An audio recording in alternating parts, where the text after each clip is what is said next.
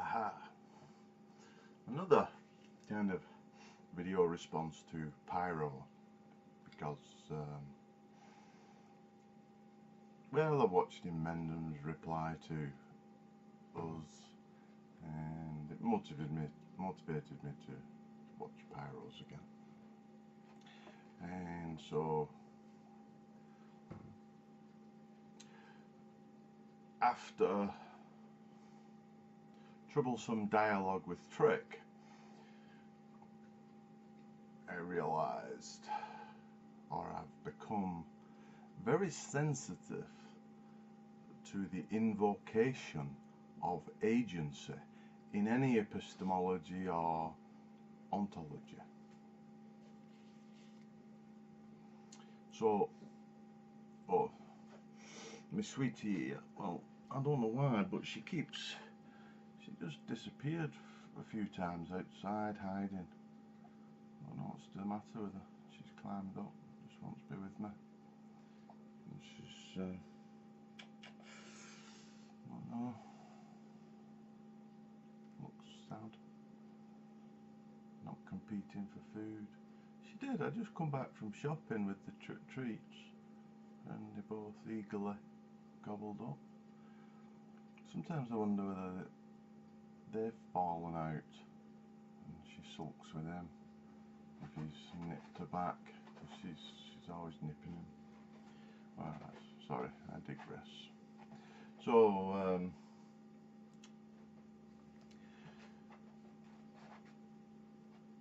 right, yeah, so anything that invocates agency, and that means any use of first person language, or even I don't know what you call the language where you collectively invoke sort of a first person idea. Principally in Pyro's video, almost straight away he says, we have this film strip. And second time round, I did listen to it all, but I was paused there and I was then fussing over the dogs. But anyhow, the point is I'm like, what do you mean we? You mean I have a film strip, and I presume the rest of you lot also have a film strip, and that's what he means when he says we. And so I ask him, or I presume that's what he means, that's a general way of talking and a way of interpreting what he said. So I'm like, who's this I that gets this to see this data stream? Who says that that's a sensible concept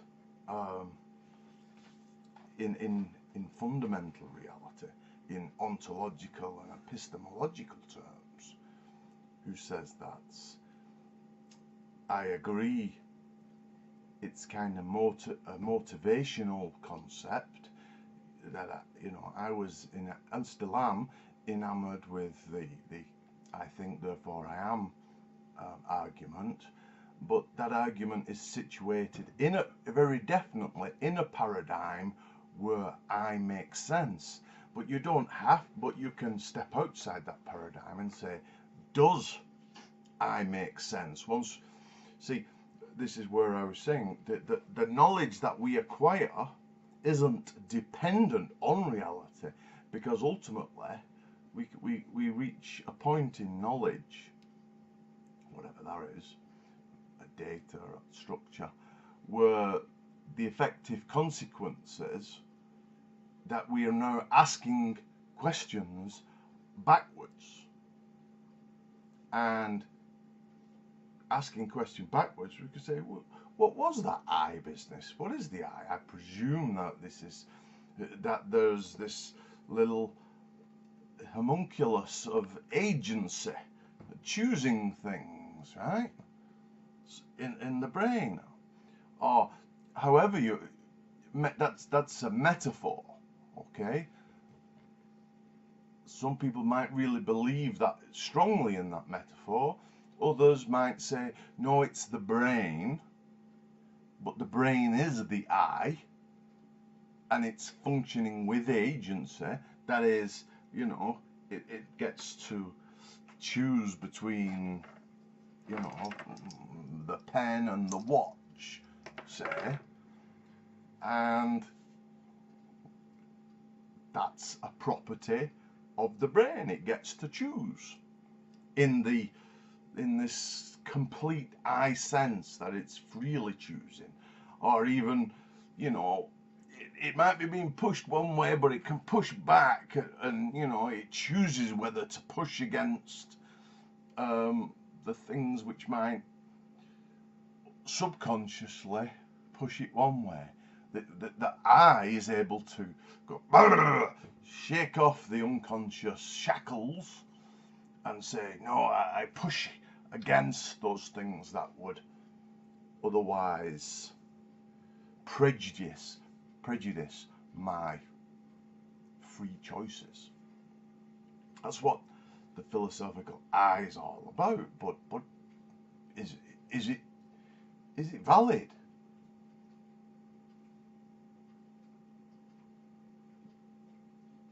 Is that notion of I, agency, and every invocation of things that the little I might do? He might choose, he might decide, he might want, he might ponder, oh, he might see a film strip of reality, he might love, you know, all these little things that this little I can do in the first person sense. If the notion of that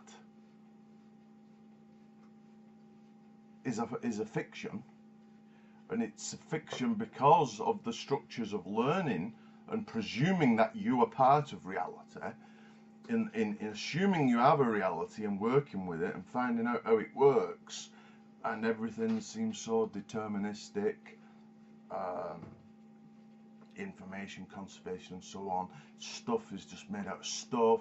It has arrangements, and this arrangement we say has this property, and this arrangement says we have the other property, and when the arrangement A meets the other arrangement, we say there's this other happening property, heat given off, blah blah blah blah. And so with that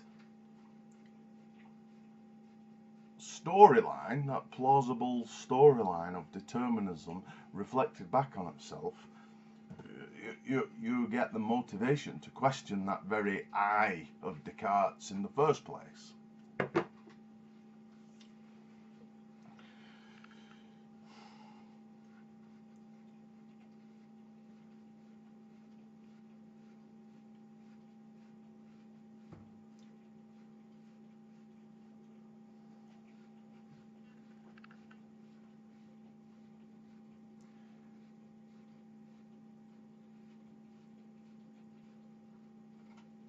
No, I expect a gut reaction that, you're just talking silly.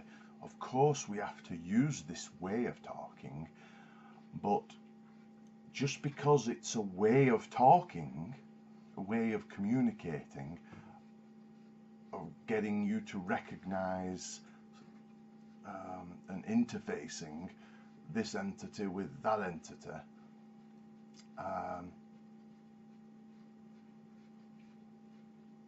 you know, I say, I want to pass, and you say, you're not passing. That I word is saying, is intended to say, listen, there's going to be consequences if you don't let me pass, perhaps, legal, physical, whatever. So it's a necessary way of talking, but is it imputed with philosophical meaning at an ontological level? And the answer is, suggestively, at this level,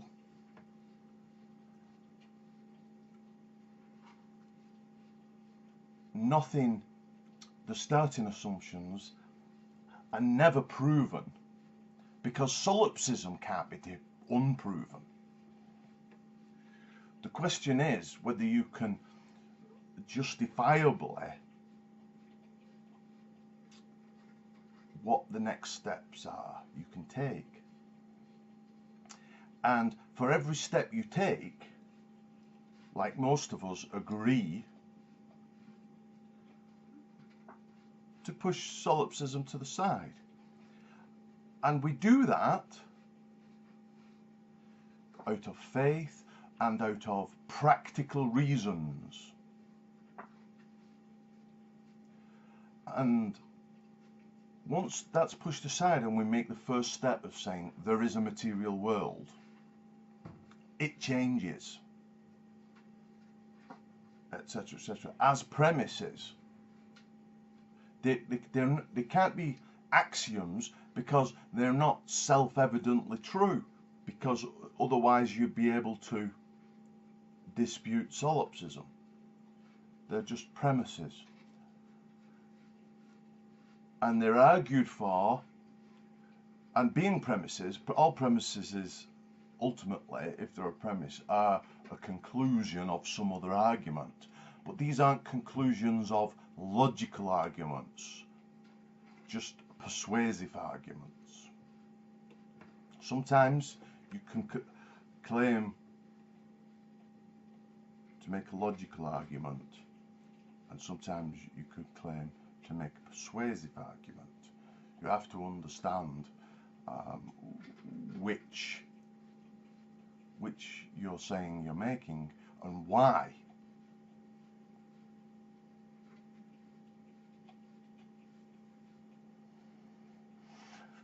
And so all those who go further and say, oh, there's properties and there's this, that and the other, all I want them to recognize is that they're doing so for practical reasons.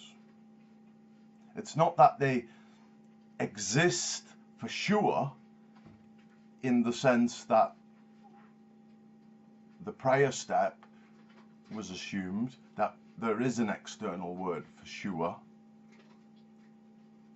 That step even was never for sure in that strong sense, but it was just one step.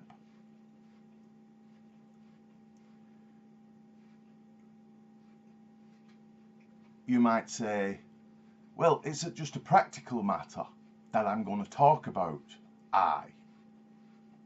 That's fine. So as long as you recognize that the I statement exists, is a step on, a step less fundamental than the original, let's just assume there is a material world. So the statement, there is no I, in terms of existence, or there is no properties in terms of existence, always takes place as really just saying it's not existing in the same sense as the thing prior.